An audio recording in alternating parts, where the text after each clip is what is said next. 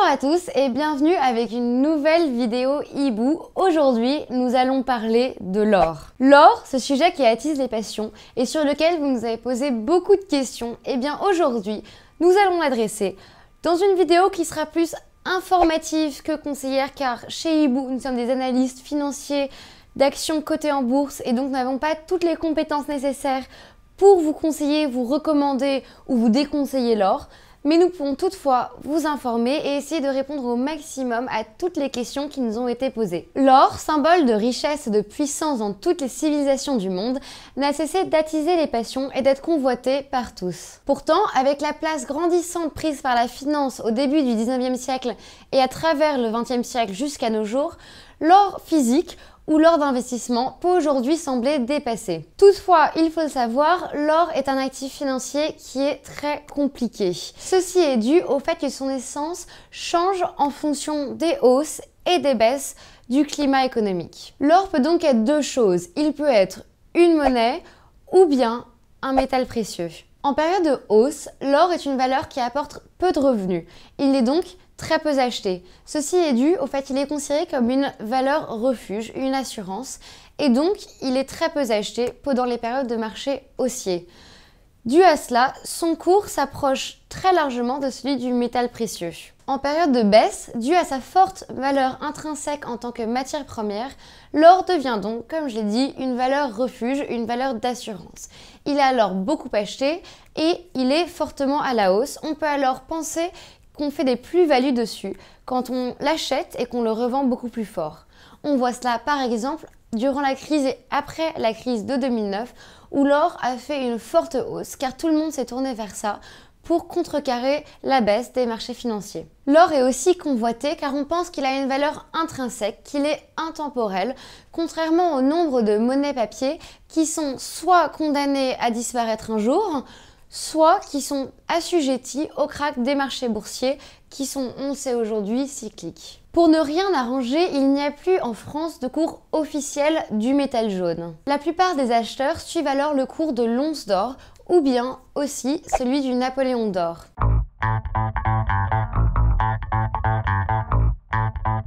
L'histoire de l'or a très longtemps été connectée, ou bien on peut même le dire entrelacée avec celle de la monnaie. Pourtant, depuis la fin de la Seconde Guerre mondiale, ça n'est plus le cas. Les références à l'étalon d'or se réfèrent souvent à deux périodes clés de l'histoire de l'économie. Tout d'abord, celle de l'étalon d'or classique et ensuite celle des accords de Bretton Woods qui suivent la Seconde Guerre mondiale. Nous allons d'abord parler de l'étalon d'or. L'étalon d'or est un système monétaire où tout échange de monnaie se fait avec une contrepartie et une garantie d'échange en or. Presque tous les pays fixent leur monnaie en fonction d'un montant d'or spécifique qu'ils ont en leur possession. Les monnaies nationales peuvent alors se convertir facilement en or au prix fixé et on ne pouvait émettre plus de monnaie s'il n'y avait pas plus d'or. Il n'existe alors aucune restriction, que ce soit à l'importation ou à l'exportation d'or. Les pièces d'or côtoyaient alors des pièces d'autres monnaies comme l'argent ou le cuivre, ainsi que des billets, mais cela dépendait selon les pays, il n'y avait pas de règle générale. Comme chaque devise était fixée en termes d'or, les taux de change entre les différentes monnaies participantes étaient eux aussi également fixés. Les partisans de l'étalon d'or classique avancent la théorie suivante.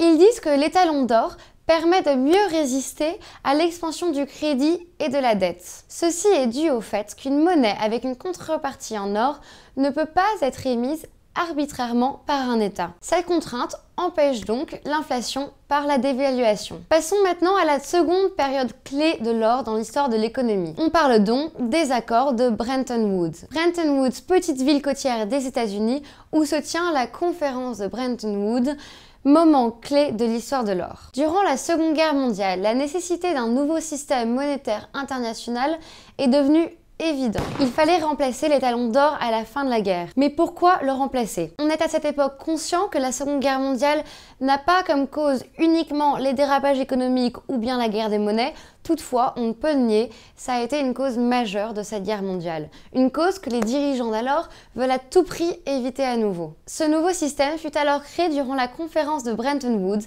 aux États-Unis en 1944. La domination politique et économique des États-Unis durant la Seconde Guerre mondiale nécessite alors que le dollar devienne la monnaie centrale du nouveau système monétaire international. Arrive alors l'hégémonie du dollar américain. Bretton Woods met alors en place un système de change fixe, permettant alors beaucoup plus de flexibilité que ne le prévoyait les talons d'or traditionnels.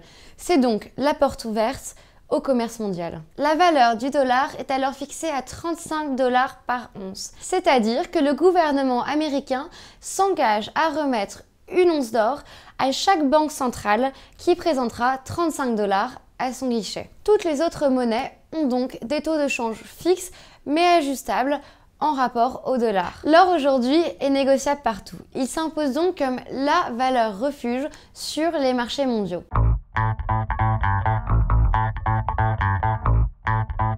L'or se présente sous deux formes. On peut parler ici d'or physique et d'or papier. Tout d'abord, parlons de l'or physique. Celui-ci se présente sous la forme de lingots, barres, plaquettes et pièces. Ensuite, l'or papier, lui, peut prendre des formes diverses. Soit des actions de sociétés qui exploitent des mines d'or et vendent leur production sur le marché. On parle donc ici d'actions de mines d'or.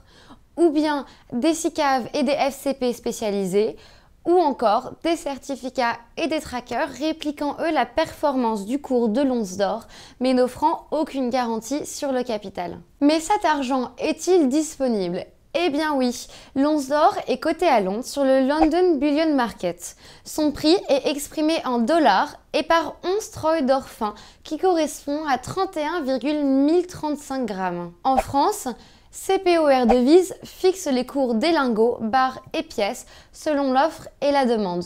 Vous avez été nombreux à nous poser la question, l'or a-t-il un revenu ? Eh bien non, l'or n'a aucun revenu, que ce soit dividende, rendement ou aucun. À moins évidemment que vous achetiez des actions de mines d'or dont nous parlerons plus tard.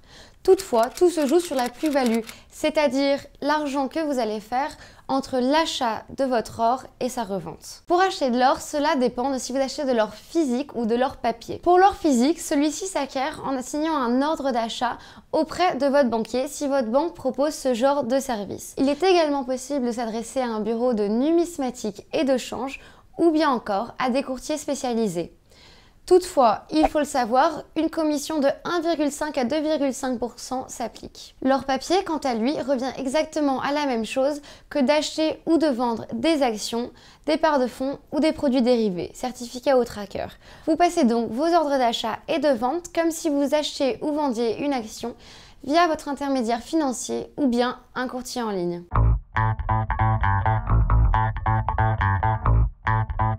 L'imposition sur la vente d'or a son propre régime de taxation de par sa complexité. Il faut le savoir, aucune taxe n'est due à l'achat de l'or. Tout se joue à la revente. En France, l'or d'investissement est exempté de TVA.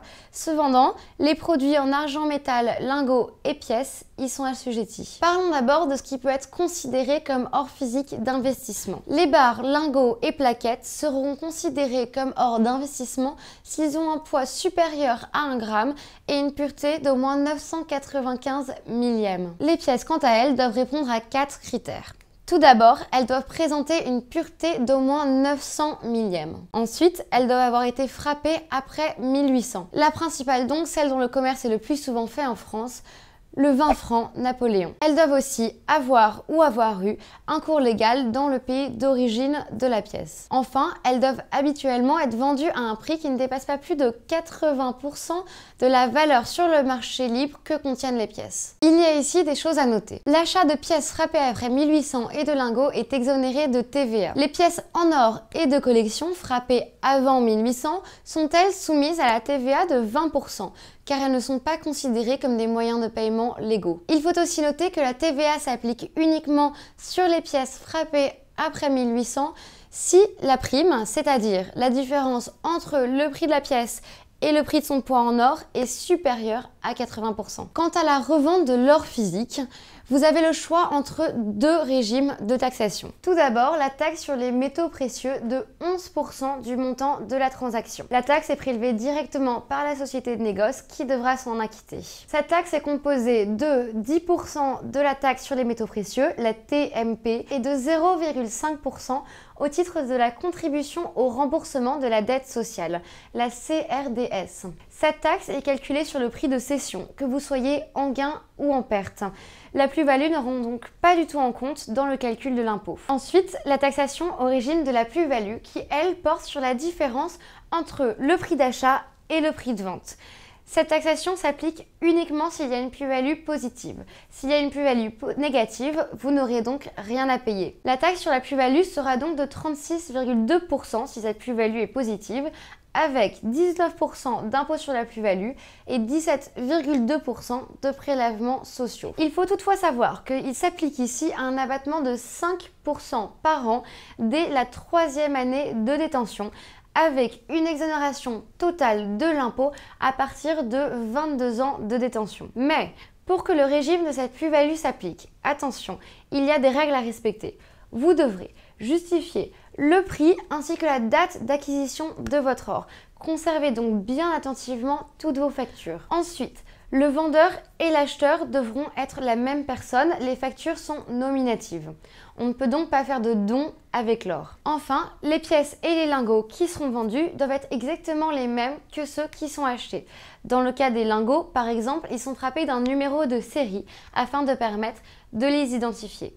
Afin d'être sûr de pouvoir bénéficier de cet abattement, nous vous conseillons donc de conserver les pièces dans leur film scellé avec la facture incluse et de ne pas échanger vos lingots. En ce qui concerne l'or papier, que ce soit les certificats, les trackers, les actions de société ou bien les fonds d'actions de société, aucune taxe n'est due à l'achat. Pour autant, des frais de transaction sont perçus par votre courtier. La tarification dépendra de votre intermédiaire et du contrat souscrit. La fiscalité s'appliquant à la revente de l'or papier est exactement la même que pour celle des revenus et des plus-values de cession de valeurs mobilières. À savoir, l'or papier est soumis par défaut à une taxation de 30%, un prélèvement forfaitaire unique sur la plus-value réalisée. Vous pouvez donc penser ici à la même chose que pour les actions. Toutefois, vous pouvez aussi choisir d'être taxé au titre de l'impôt sur le revenu.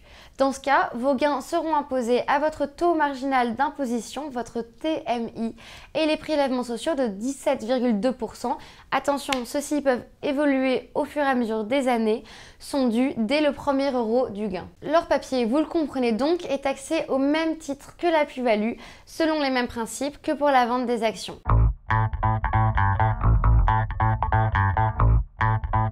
Tout d'abord, sachez-le, l'or dans le but de la spéculation, c'est-à-dire dans le but de réaliser une plus-value à très court terme, est très rarement viable et très rarement enrichissant. Ça n'est donc pas la première chose vers laquelle vous devez vous tourner. Ensuite, le marché de l'or, contrairement à celui des matières premières qui est lié à l'équilibre entre production et demande, est lié au mouvement au sein des stocks existants. Le prix d'équilibre réside donc du mouvement du stockage et du déstockage qui est très difficile à calculer. Toutefois, un investisseur qui souhaiterait acheter de l'or pour se protéger en cas de krach ou bien de dévaluation monétaire pourrait acheter de l'or comme une valeur refuge ou bien une assurance à long terme. Ce serait dans ce cas viable. L'or ne crée pas de revenus, on l'a dit avant, seule sa plus-value crée de la richesse. À long terme, est-il alors intelligent d'en acheter? On peut alors se tourner vers l'achat de mines d'or, afin d'obtenir un rendement sous forme de dividendes annuels, sans compter la plus-value qui s'appliquera aussi en cas de hausse, puisque la hausse fera évidemment monter la valorisation de la part de votre mine d'or. Toutefois, en cas d'achat de mine d'or, il y a 3 paramètres à surveiller. En premier, la stabilité du pays politique où se trouve votre mine d'or. En second, les réserves d'or de votre mine. Vérifiez que la mine que vous achetez a déjà sorti de l'or depuis plusieurs années et a encore des réserves. Enfin, la politique de la mine en matière de vente à terme. Voilà, nous approchons la fin de cette vidéo. Je voudrais donc le redire, chez Ibou, nous sommes des analystes financiers spécialisés dans les sociétés cotées en bourse. Nous ne pouvons donc pas savoir quelle sera l'évolution de l'or à court, à moyen ou à long terme. Je vous recommande donc de lire notre analyse sur les placements qui, comme l'or, n'ont pas de rentabilité intrinsèque, dont nous mettrons le lien dans la description. Mais gardez-le en tête, cette vidéo avait surtout comme but d'être à titre informatif. Je vous recommande toutefois la plus grande prudence dans vos placements, et ce d'autant plus dans la révolution digitale que nous vivons. La valeur tient beaucoup plus à l'immatériel, à notre époque, qu'au matériel. En contrepartie, dans la guerre monétaire en cours, où tant la Chine que l'Europe essaye de desserrer la domination du dollar, l'accumulation des stocks d'or est pour les banques centrales un élément fort de crédibilisation de leur monnaie. De plus, pour de nombreuses populations comme la Chine ou l'Inde, l'épargne en or constitue une parade à d'éventuelles dépréciations monétaires.